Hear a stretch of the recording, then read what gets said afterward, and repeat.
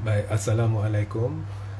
Salam sejahtera, salam GBN, salam Malaysia, salam kuasa ketiga.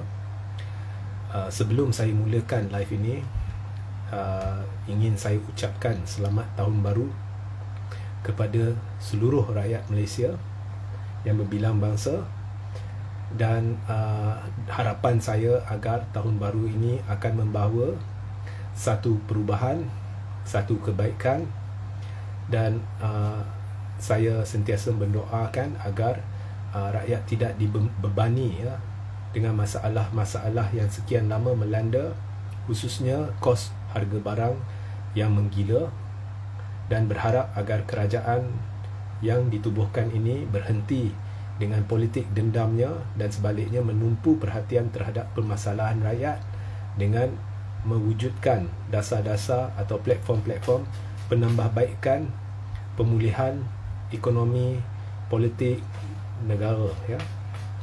Okey. Dan atas topik perubahan ini, saya ada satu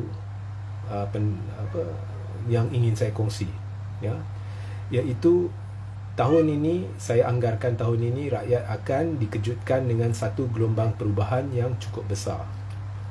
Apa maksud saya, ya? Jadi kalau kita lihat pada 2013, pada pilihan raya umum ke-13, ya, pada masa itu tak ada Pakatan Harapan, ianya Pakatan Rakyat, itu pun belum berdaftar. Jadi komponen Pakatan Rakyat pada pilihan raya umum ke-13 adalah PKR, DAP dan pada ketika itu PAS, ya. Jadi keputusan pilihan raya menunjukkan, ya, PKR dan DAP bersama dapat 68 kerusi dan PAS dapat 21 kerusi. Jadi jumlahnya 89 kerusi. Selepas pilihan raya itu, DAP dan PKR dapat belajar beberapa perkara. Antaranya, dia sedar beberapa perkara, ya. Antaranya, nombor satu, jika China dengan India kesemuanya menyokong DAP dan PKR sekalipun, DAP dan PKR tak boleh masuk kerajaan, tak boleh tawan Putrajaya. Jadi DAP dan PKR semestinya memerlukan sokongan sebilangan pengundi yang menyokong UMNO supaya dengan cara pengundi yang menyokong UMNO ni ada sebilangan kena beralih sokongan kepada DAP dan PKR. Hanya dengan cara itu, iaitu dengan undi Melayu UMNO, dia boleh tawan Putrajaya. DAP dan PKR lihat PAS dia tidak ada kemampuan untuk menarik jumlah sokongan pengundi Melayu Islam ni daripada yang asalnya pengundi UMNO ni supaya beralih sokong DAP dan PKR. Jadi atas kesedaran itu bermulalah usaha-usaha oleh DAP untuk mencari alasan mengapa tidak boleh kerjasama dengan PAS, dan akhirnya DAP mengisytiharkan PAS tidak lagi bersama Pakatan Rakyat. Seterusnya, DAP membantu Muhammad Sabu mewujudkan Parti Amanah dan menjenamakan semula gandingan PKR, DAP dan Amanah daripada Pakatan Rakyat menjadi Pakatan Harapan. Kemudian Lim Kit Siang pula menumpu terhadap skandal 1MDB dan khususnya penglibatan Najib dalam skandal 1MDB, dan Lim Kit Siang juga mewujudkan naratif bahawa kerajaan pimpinan UMNO adalah kerajaan kleptokrasi.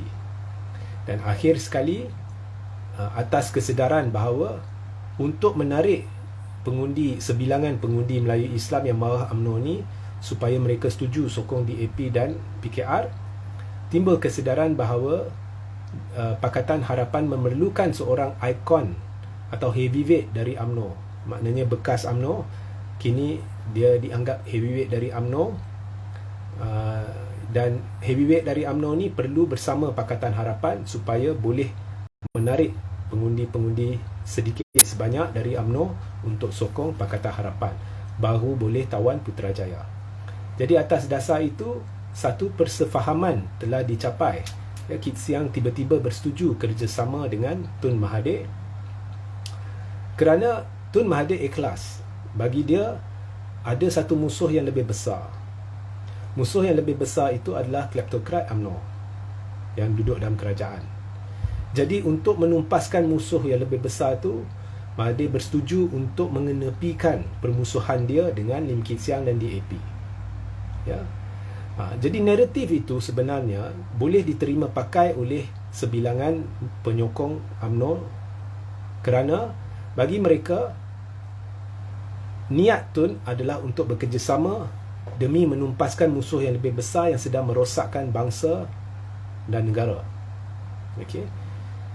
Dan apabila pengundi Melayu Islam sebilangannya melihat ada heavyweight dari UMNO yang duduk dalam Pakatan Harapan, maka mereka boleh berkompromi dan untuk sementara waktu menyokong Pakatan Harapan untuk menumpaskan musuh yang lebih besar tu. Bagi Kit Siang tak ada masalah sebab dia nak PKR dan DAP hendak sebahagian sokongan UMNO kerana tanpa sokongan tambahan Melayu Islam dia tak boleh bentuk kerajaan. Jadi akhirnya atas berkat kerjasama Tun Mahathir dengan Pakatan Harapan, Pakatan Harapan memenangi 113 kerusi pada PRU ke-14. Jadi PRU ke-14 menunjukkan bahawa memang perlu ada seorang heavyweight dari UMNO untuk membolehkan sebilangan pengundi Melayu Islam menerima Pakatan Harapan atas dasar kita perlu bekerjasama untuk tumbangkan musuh yang lebih besar yang merupakan kleptokrat dan penghancur bangsa dan negara. Okey. Selepas PRU ke-14, selepas berlaku langkah Sheraton dan sebagainya, Anwar menjadi bongkak. Ya. Anwar menjadi bongkak dan merasakan bahawa jika Pakatan Harapan tidak lagi bekerjasama dengan mana-mana heavyweight dari UMNO sekalipun, Pakatan Harapan tetap akan boleh mendapat atau kekalkan sokongan daripada pengundi yang dulu asalnya penyokong UMNO yang kini telah beralih ke Pakatan Harapan pada PRU 14. Anwar confident boleh kekalkan sokongan mereka tu. Mengapa Anwar confident? Kerana Pakatan Harapan telah memarakkan slogan kerajaan gagal di bawah ketika Tan Sri Muhyiddin Yassin menjadi Perdana Menteri. Jadi pada tanggapan Anwar dan sekutunya, semestinya kalau pengundi Melayu Islam yang asalnya dari UMNO tu yang bersetuju sokong Pakatan Harapan sebab Tun, mereka tidak akan menyokong Perikatan Nasional kerana marah dengan Muhyiddin dan mereka akan kekal bersama Pakatan Harapan. Tetapi nyata bahawa ini tidak benar kerana pada PRU 15 Pakatan Harapan mencatatkan penurunan berbanding dengan PRU 13. Kalau PRU 13 dia dapat Pakatan Rakyat dapat 89 kerusi, pada PRU 15 dia dapat 82 kerusi. PKR menunjukkan penurunan dan begitu juga DAP, namun DAP dia turun sikit je. Ya. Jadi ini menunjukkan sekali lagi undi China dan India tahap maksimum dah tak boleh menjamin Pakatan Harapan boleh tawan Putrajaya. Dan yang lebih penting, PRU 15 menunjukkan jika tidak ada heavyweight dalam UMNO, dari UMNO yang duduk dalam Pakatan Harapan, mereka tidak sekali-kali akan bersetuju untuk sokong DAP. Ya. Dan buktinya mereka semua telah beralih sokongan kepada Perikatan Nasional. Maknanya bila tidak ada heavyweight UMNO di dalam, atau heavyweight yang asalnya dari UMNO di dalam Pakatan Harapan, mereka akan tercari-cari mana lagi ada heavyweight dari UMNO dan mereka akan pergi ke sana. Ya, orang yang marah dengan UMNO akan pergi ke sana. Tidak sekali-kali penyokong UMNO akan berkompromi dengan DAP atau PKR selagi tidak ada heavyweight dari UMNO. Maka atas dasar itu, pengundi Melayu Islam melupakan slogan kerajaan gagal, melupakan kebencian mereka terhadap Tan Sri Muhyiddin, dan mereka telah yang marah dengan UMNO ni telah beralih sokongan kepada Perikatan Nasional kerana tidak boleh terima DAP kerana Muhyiddin adalah ikon dari UMNO, heavyweight dari UMNO. Dan disebabkan Muhyiddin heavyweight dari UMNO, PAS juga mendapat sokongan yang bertambah. Jadi hubungan PAS dengan Bersatu ni menang sama menang. Ya, PAS dapat manfaat daripada status heavyweight Muhyiddin dan Muhyiddin pula dapat manfaat daripada jentera PAS. Ini menyebabkan PAS menang besar di kawasan luar bandar dan sedikit sebanyak di kawasan bandar, dan Bersatu pun menang jauh lebih tinggi berbanding dengan PRU 14. Ya. So ini telah mengejutkan satu Malaysia, dan akhirnya ia telah mengkantoikan rancangan Anwar untuk memenangkan Pakatan Harapan secara solo untuk masuk Putrajaya tanpa bantuan sesiapa. Jadi sekarang Pakatan Harapan sudah sedar tanpa heavyweight dia tak boleh pergi mana. Tambah pula Pakatan Harapan dalam keadaan terdesak, dia fikir dia kerjasama dengan Zahid. Zahid bolehlah sekarang jadi heavyweight dari UMNO. Mereka silap besar. Zahid bukan heavyweight dari UMNO. PRU 15 telah membuktikan bahawa Melayu Islam sedang cari jalan untuk lari dari UMNO sebab Zahid Hamidi dan sekutu-sekutu dia. Ya. So, Pakatan Harapan telah memusnahkan parti itu, dan begitu juga UMNO. Sekiranya esok pilihan raya, UMNO akan pupus, Pakatan Harapan akan jatuh lagi teruk. Dia hanya boleh maintain pengundi China dan India. Jadi timbul persoalan heavyweight dari UMNO ni kat mana sekarang? Okey. Nombor 1, Perikatan Nasional diterajui oleh seorang heavyweight dari UMNO, iaitu Tan Sri Muhyiddin Yassin. Nombor 2, GTA diterajui oleh seorang heavyweight dari UMNO, iaitu Tun Dr. Mahathir Mohamad. Ketiga, Muafakat Nasional sedang diterajui oleh seorang heavyweight dari UMNO, iaitu Tan Sri Anwar Musa.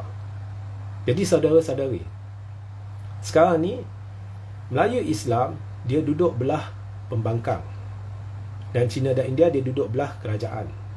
Hanya 11% Melayu yang sokong PKR dan DAP pada PRU 15, dan hanya segelintir yang sokong UMNO.